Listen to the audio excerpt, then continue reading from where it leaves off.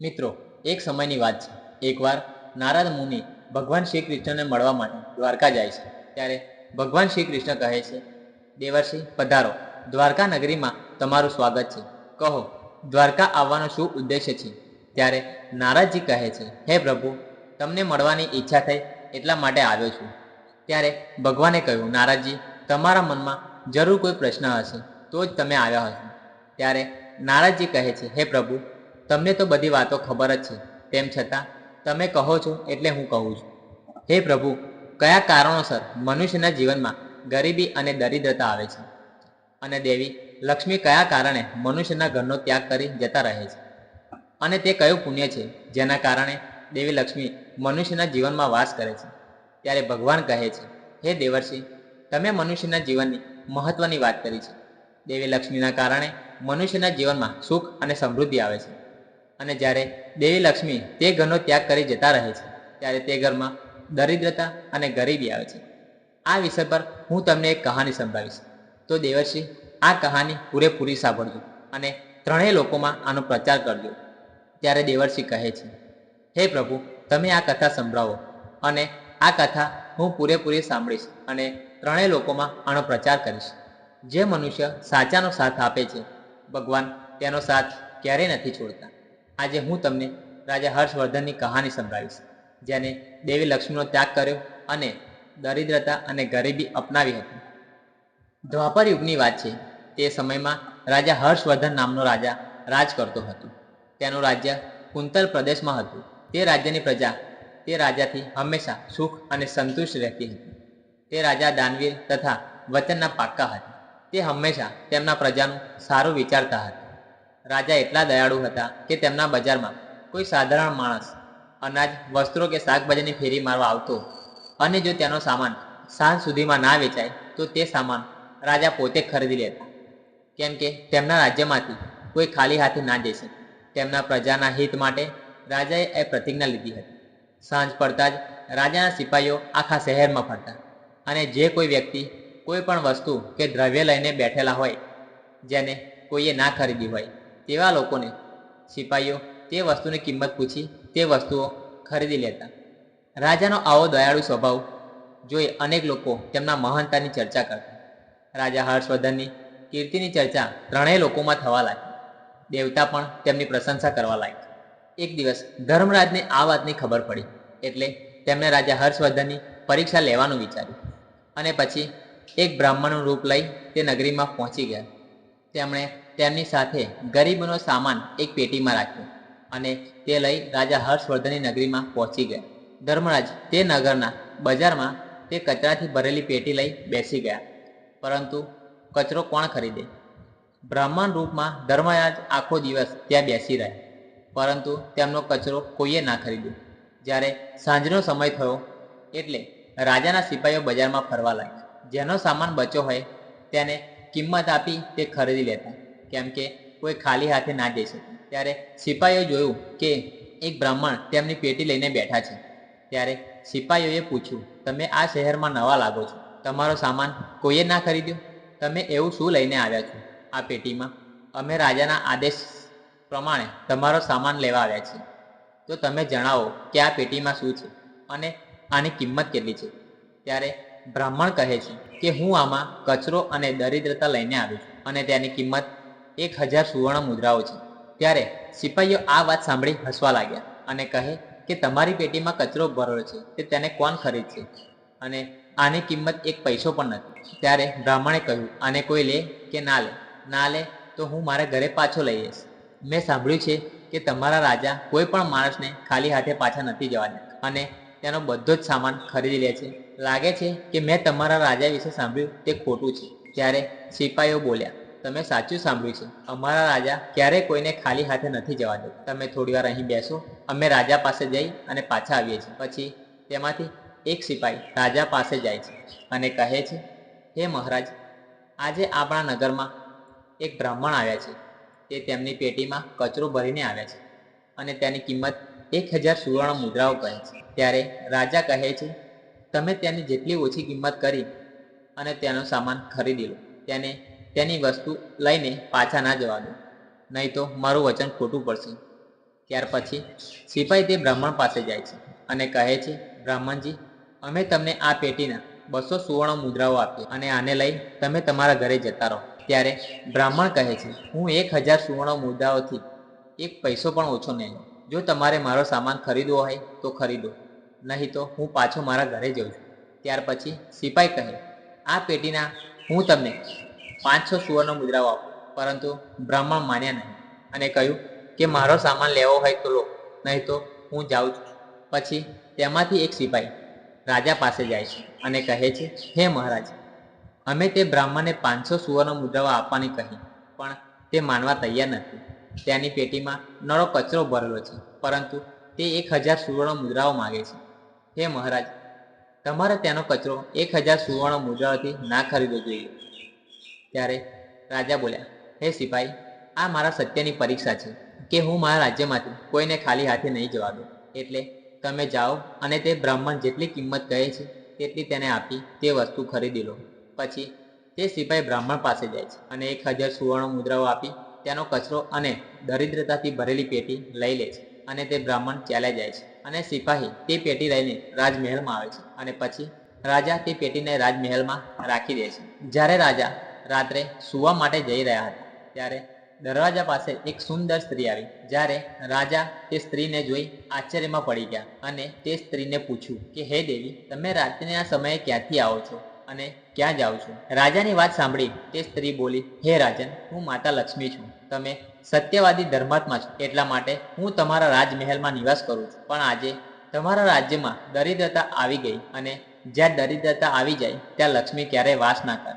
આજે તમે તમારા ઘરમાં એક દરિદ્રતાથી ભરેલી પેટી તમારા ઘરમાં રાખી, એટલા માટે હું જાઉં છું. ત્યારે હાથ જોડી રાજા હર્ષવર્ધને કહ્યું, હે મા લક્ષ્મી, જેવી તમારી ઈચ્છા. હું મારા વચન અને પ્રતિજ્ઞાથી બંધાયેલો છું. હું મારું વચન નથી તોડી શકતો, એટલા માટે હું દરિદ્રતા ભરેલી પેટી લેવા માટે ઇનકાર ના કરી શકી. કૃપા કરી મને માફ કરી દો. ત્યારે દેવી લક્ષ્મી રાજાનો ત્યાગ કરી જતા રહે છે. થોડી વાર પછી એક સુંદર પુરુષ તે રાજમહેલના દરવાજેથી આવતા જોયા. ત્યારે રાજાએ પૂછ્યું, હે દેવ, તમે કોણ છો?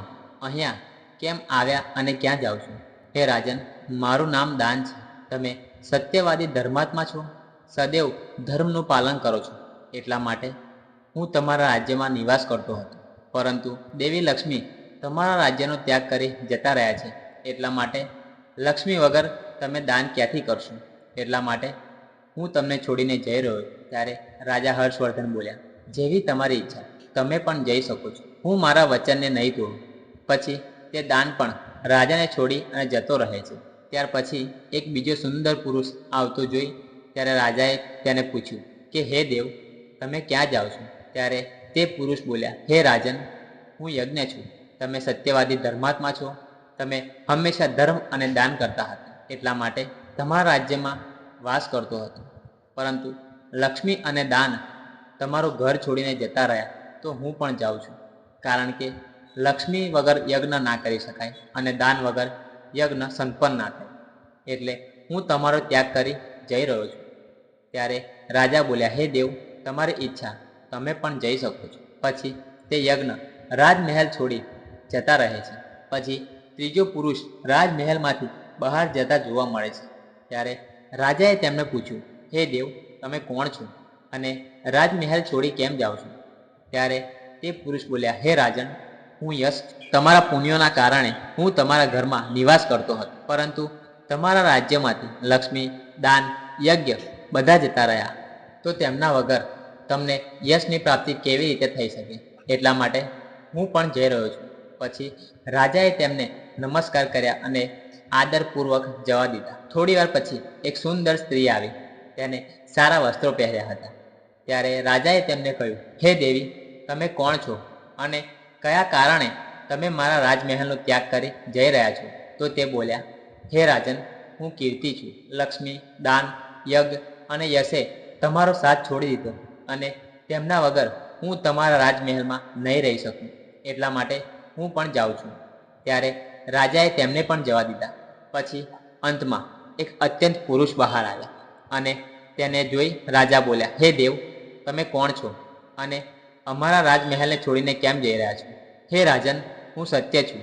તમે એક સત્યવાદી ધર્માત્મા છો, એટલા માટે હું તમારે ત્યાં નિવાસ કરતો હતો, પરંતુ તમારા ત્યાંથી લક્ષ્મી, દાન, યજ્ઞ, યશ, કીર્તિ આ બધા જતા રહ્યા, તો હું અહીંથી જાઉં છું. ત્યારે રાજા હર્ષવર્ધન બોલ્યા, હે સત્યદેવ, તમે પણ મારો ત્યાગ કરી જતા રહો છો, પરંતુ મેં કદી તમારો ત્યાગ નથી કર્યો.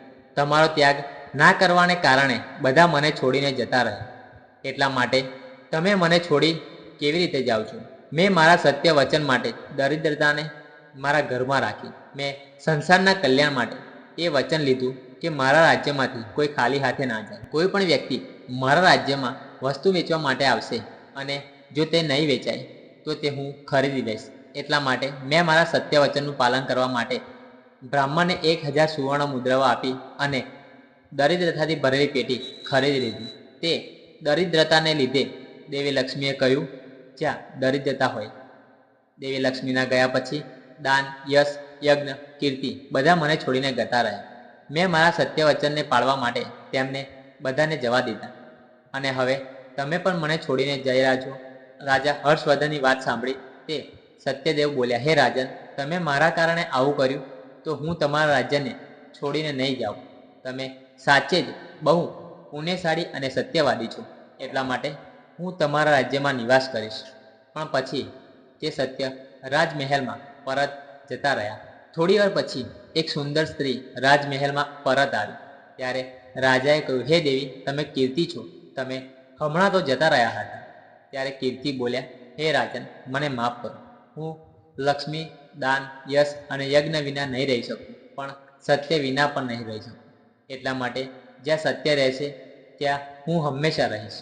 પછી રાજાએ કીર્તિનું સ્વાગત કર્યું અને કીર્તિ રાજમહેલમાં જતા રહ્યા. ત્યાર પછી યશ આવ્યા. ત્યારે રાજાએ કહ્યું, મહાશય, તમે તો યશ છો ને? તમે તો મને છોડીને ગયા હતા, તો પછી પાછા કેમ આવ્યા? ત્યારે તે બોલ્યા, હે રાજન, કોઈ પણ રાજા એટલો પણ મોટો ધનવાન હોય કે દાનવીર હોય, પરંતુ તેને સત્ય વગર યશ પ્રાપ્ત નથી થતી. એટલા માટે જ્યાં સત્ય હોય ત્યાં હું બિરાજમાન થાઉં છું. સત્ય વગર હું ના રહી શકું. આવું કહી યશે રાજમહેલમાં પ્રવેશ કર્યો અને થોડા સમય પછી યજ્ઞ પણ પાછો આવ્યો. ત્યારે રાજાએ પૂછ્યું, હે મહાશય, તમે કેમ પાછા આવ્યા? ત્યારે તે બોલ્યા, હે રાજન, સત્ય વગર યજ્ઞ શોભતું નથી. તમારામાં સત્ય બિરાજમાન છે, એટલા માટે હું તમારી પાસે પાછો આવ્યો છું. આટલું કહી મહેલમાં જતા રહે છે. થોડી વાર પછી દાન પણ પાછો આવ્યો. ત્યારે રાજાએ કહ્યું, હે મહાશય, તમે પણ છોડીને ગયા હતા, તો પછી કેમ પાછા આવ્યા છો? ત્યારે તે બોલ્યા, હે રાજન, હું દાન છું. થોડો સમય પહેલા તમને છોડીને જતો રહ્યો હતો, પરંતુ તમારામાં સત્ય બિરાજમાન છે, એટલે જ્યાં સત્ય હોય ત્યાં હું હોઉં જ છું. કોઈ મનુષ્ય એટલો પણ ધનવાન કેમ ના હોય, પરંતુ સત્ય વિના તે દાન ના કરી શકે. દાનનું મહત્વ સત્યથી જ હોય છે, એટલા માટે હું પાછો આવ્યો છું. રાજા બોલ્યા, તમારું પણ સ્વાગત છે. એટલે તે મહેલમાં જતા રહ્યા. અંતે સાક્ષાત દેવી લક્ષ્મી પાછા આવ્યા. ત્યારે રાજાએ પૂછ્યું, હે દેવી, તમે કેમ પાછા આવ્યા? તમે તો મને છોડીને ચાલ્યા ગયા હતા. ત્યારે દેવી લક્ષ્મી બોલ્યા, હે રાજન, આ તો તમારા સત્યની પરીક્ષા હતી. તમારા રાજ્યમાં દાન, યશ, યજ્ઞ અને સત્ય બધા જ બિરાજમાન છે, અને લક્ષ્મી વગર બધા જ નિષ્ફળ છે. એટલે હું તમારા સત્ય ધર્મની રક્ષા કરવા માટે પાછી આવી છું. ત્યારે રાજા કહેવા લાગ્યા, હે દેવી લક્ષ્મી, મારે ત્યાં તો દરિદ્રતાથી ભરેલી પેટી છે. જ્યાં દરિદ્રતા હોય ત્યાં તમે કેવી રીતે રહો? ત્યારે દેવી લક્ષ્મી બોલ્યા, હે રાજન, મારી કૃપાથી દરિદ્ર ભરેલી પેટી પણ સુવર્ણ અને રત્નોથી ભરાઈ જશે. આટલું કહી માં લક્ષ્મી રાજમહેલમાં પ્રવેશ કરે છે. ત્યારે જે પેટીમાં દરિદ્રતા અને ગરીબી હતી તે પેટી રત્નો અને સુવર્ણોથી ભરાઈ ગઈ. થોડી વાર પછી સ્વયં ધર્મરાજ મહેલમાં આવ્યા. ત્યારે રાજાએ કહ્યું, હે મહાશય, તમે કોણ છો? તમે તો મારો ત્યાગ નથી કર્યો, પછી તમે કેમ અહીં આવ્યા છો? ત્યારે તે બ્રાહ્મણે કહ્યું, હે રાજા, હું સાક્ષાત ધર્મ છું. હું જ બ્રાહ્મણનું રૂપ લઈને આવ્યો હતો, અને મેં જ તમને 1000 સુવર્ણ મુદ્રોના બદલામાં દરિદ્રતા અને ગરીબી આપી હતી, પરંતુ તમે તમારા સત્યના બળથી મને જીતી લીધો છે. એટલા માટે હું તમને વરદાન આપવા માટે આવ્યો છું. કહો, તમારે શું વરદાન જોઈએ છે? આટલું કહી ધર્મરાજે તેમનું મૂળ સ્વરૂપ ધારણ કર્યું. ત્યારે રાજા હર્ષવર્ધને કહ્યું, હે ધર્મરાજ, તમારા દર્શનથી હું ધન્ય થઈ ગયો. તમે તમારી કૃપા હંમેશા મારા પર રાખજો. મારે બીજું કાંઈ જોઈતું નથી. પછી ધર્મરાજાએ રાજાને આશીર્વાદ આપ્યા અને ત્યાંથી જતા રહ્યા. ભગવાન શ્રી કૃષ્ણ કહે છે, હે દેવર્ષિ, આ રીતે તેમના સત્ય ધર્મના કારણે રાજાએ બધા ઉપર વિજય પ્રાપ્ત કરી. એટલા માટે સત્યનો ક્યારેય અનાદર ન કરો. હંમેશા સત્યનું પાલન કરવું. જે સત્યના રસ્તે ચાલે છે તેની પાસે લક્ષ્મી, દાન, યજ્ઞ, યશ, કીર્તિ હંમેશા નિવાસ કરે છે. તો મિત્રો, ભગવાન શ્રી કૃષ્ણએ નારાજીને મહત્વનું જ્ઞાન આપ્યું. તમને આ કથા કેવી લાગી તે કમેન્ટમાં જરૂરથી જણાવો. અને વિડીયો પસંદ આવ્યો હોય તો વિડીયો લાઈક કરી અને અમારી યુટ્યુબ ચેનલ સબસ્ક્રાઈબ જરૂરથી કરજો. જય શ્રી કૃષ્ણ.